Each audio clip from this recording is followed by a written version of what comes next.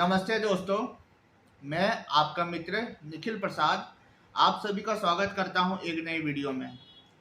तो दोस्तों, आज की वीडियो का टॉपिक है इम्पोर्टेंस ऑफ स्पीच थेरेपी। तो चलिए आज की वीडियो की शुरुआत करें। दोस्तों, जो लोग बहुत ज़्यादा हकलाते हैं और जब उनको हमारे सोसाइटी में बहुत ज़्यादा शर्मिंदगी महसूस होती है अपनी स्टैमरिंग के वजह से, तो वह चाहते हैं कि उनको कोई इंस्टेंट क्योर मिल जाए, कोई क्विक रेमेडी मिल जाए जिसको अपना करके वह रातों रात ठीक हो जाए। पर हम सभी को पता है कि यह संभव नहीं है। स्टैमरिंग के केस में स्टैमरिंग को ठीक करना रातों रात संभव नहीं है। इसका कोई क्विक क्योर नहीं है, कोई इंस्टेंट रेमेडी नहीं है। पर अगर हम लोग कोशिश करें तो लंबे वक्त तक प्रैक्टिस करके इसको हम लोग ठीक कर सकते हैं। पर जो भी लोग हकलाते हैं, बहुत ज़्यादा सीवियरली स्टैमर करते हैं, तो हमेशा वह इस खोज में लगे रहते हैं कि उनको कोई एक ऐसी दवाई मिल जाए, कोई सॉल्यूशन मिल जाए जो अपना करके वह रातों रात ठीक हो जाए, जो कि स्टैमरिंग के केस में संभव नहीं है। जब किसी हकलाने वाले को बहुत ज़्यादा परेशानी फेस होती है, तब उसे समाज में बहुत सारे लोगों से एडवाइस मिलना शुरू हो जाती है। कोई कहता है कि आप इस सॉल्यूशन को अपना के देखिए, हो सकता है कि आपकी स्टैमरिंग इससे 101% ठीक हो जाए।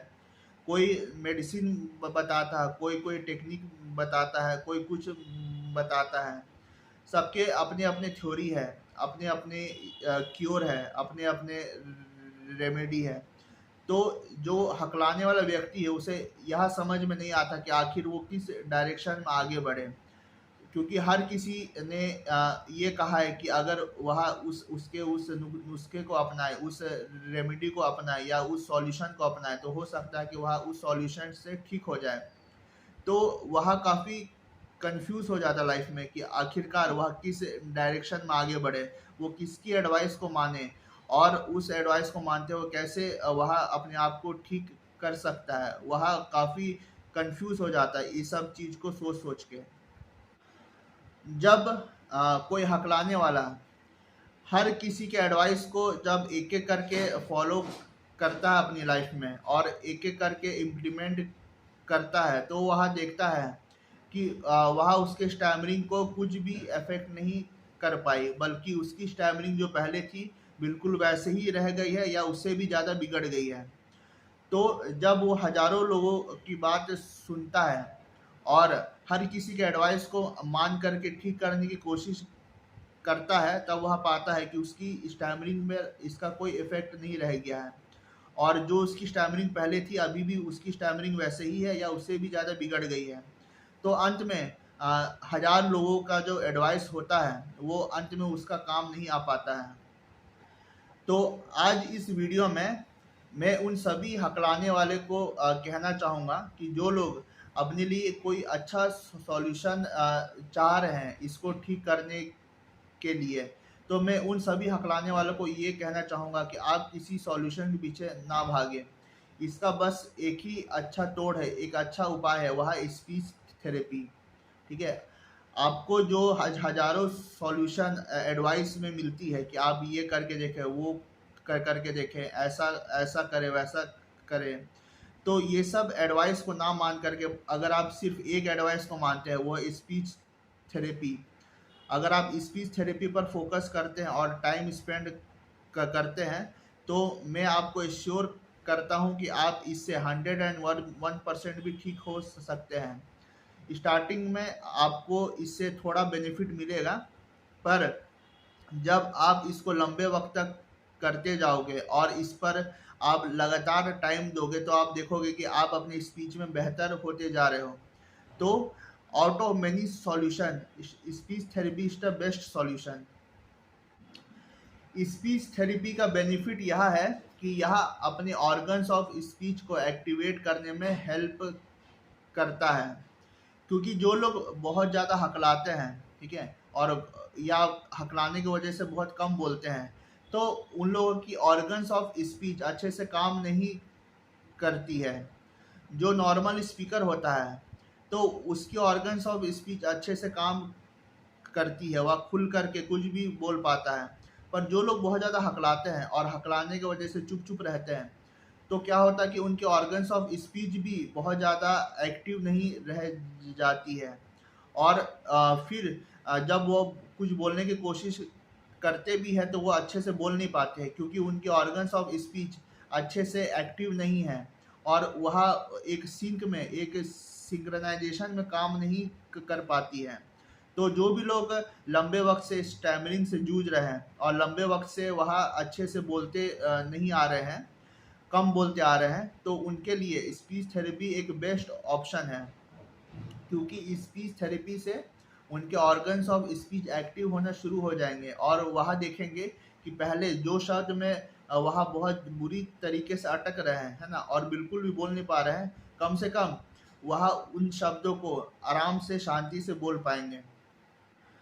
जो भी लोग हकलाते हैं उनकी हकलाहट का एक मुख्य वजह यह भी है कि जब वह कुछ कहते हैं तो उनकी ब्रीदिंग और उनकी जो स्पीच है ये एक सिंक्रोनाइजेशन में नहीं होती है, और यह भी एक मुख्य कारण है कि बहुत सारे लोग बोलते बोलते अटक जाते हैं और उनकी आवाज़ अच्छे से बाहर नहीं आ पाती है, उनकी सांस चढ़ जाती है या सांस छूट जाती है, और इस कारण से वह कोई भी चीज़ अच्छे से नहीं बोल पाते हैं, क्योंकि जो लोग बहुत ज़्यादा हकलाते हैं उनकी ब्रीदिंग और उनका जो स्पीच है वो एक सिंक्रोनाइजेशन में नहीं होता है।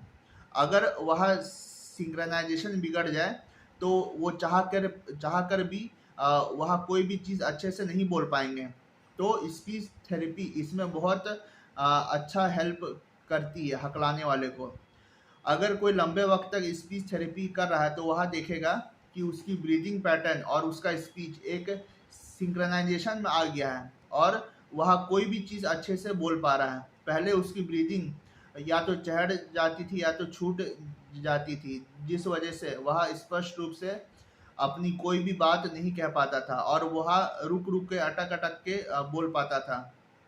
पर एक बार जब उसकी ब्रीदिंग और उसकी स्पीच एक बार सिंक्रोनाइजेशन में आ जाए, तब वह अपने अंदर ये पाएगा कि वह कोई भी चीज़ बहुत ही आसानी से और बिना कोई एफर्ट लगाए आसानी से फ्लो ऑफ ब्रेथ के साथ वो बोल पा रहा है। जो भी लोग बहुत ज़्यादा हकलाते हैं तो उनके मन में एक सवाल ज़रूर उठता है कि क्या स्पीच थेरेपी से उनकी स्टैमरिंग ठीक हो पाएगी कि नहीं हो पाएगी। तो मैं सभी उन हकलाने वालों को कहना चाहूँगा कि हाँ, बिल्कुल स्पीच थेरेपी से आपकी स्टैमरिंग ठीक हो सकती है। जो भी लोग जो पहले हकलाया करते थे तो उन्होंने सिर्फ और सिर्फ स्पीच थेरेपी के दम पर जो है अपनी स्टैमरिंग को उन्होंने ठीक किया है। हमारे सामने बहुत सारे ऐसे एग्जाम्पल हैं जो पहले बहुत ज़्यादा हकलाते थे और स्टैमरिंग उनके लाइफ की एक मेजर प्रॉब्लम थी, पर उन्होंने अपनी स्पीच पर काम किया और स्पीच थेरेपी के दम पर ही उन्होंने इसको हराया है। जैसे कि हमारे बॉलीवुड के एक बहुत बड़े सुपरस्टार है ऋतिक रोशन। ऋतिक रोशन बचपन में बहुत ज़्यादा हकलाया करते थे, पर उन्होंने हार नहीं मानी और स्पीच थेरेपी के दम पर उन्होंने अपनी स्टैमरिंग को हरा करके दिखाया और आज वह फिल्मों में लंबी लंबी डायलॉग बोलते हैं और आसानी से अपना कोई भी काम कर पाते हैं और स्टैमरिंग उनकी एक्टिंग करियर में कोई ऑब्स्टेकल नहीं बन पाई है। उन्होंने सिर्फ और सिर्फ स्पीच थेरेपी के दम पर ही अपनी स्टैमरिंग को हराया है। इसके अलावा मैंने अपने यूट्यूब चैनल पर किंग जॉर्ज 6 के बारे पर एक वीडियो बनाया है। तो उस वीडियो में भी मैंने यह बताया है कि किंग जॉर्ज 6 ने सिर्फ और सिर्फ स्पीच थेरेपी के दम पर ही अपनी स्टैमरिंग को हराया है।